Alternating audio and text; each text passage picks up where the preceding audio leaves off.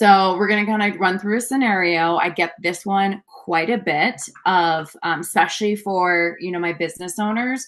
Hey, I have some debt, but I also want to start retiring, planning for the future. So this one is, again, just kind of a, which one do you prioritize? So we have Robert and Jenny. Robert always contributes to his retirement plan, really, really cares about it. Jenny feels really weird about her debt. She's like, I need to pay this off. It is like losing sleep. Like, I need to pay it off. So she pauses her retirement savings.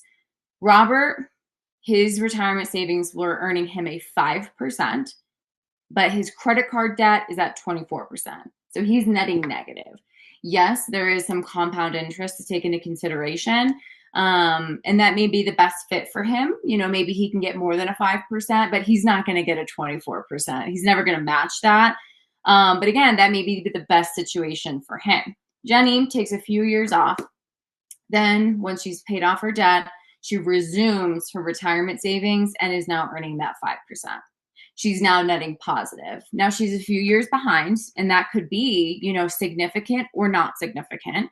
But the whole point here is to show you that even in this same exact scenario, you can still have two different, paths to go. It just really depends on what you care about. But if you just looked at the numbers, of course, you'd say, oh, well, Jenny, she's earning net positive now. But again, there's numbers missing that might change the scenario based on, well, how much did Robert actually put in his retirement? Maybe it's significant. So there's always going to be numbers, that are going to help guide you. But at the end of the day, it's really personal, really emotional.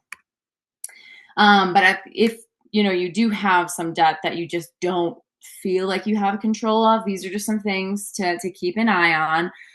If you have any of these things, there's tons of places that you can, talk to kind of tackle it and get a game plan. There are some bad ones, so definitely do your research.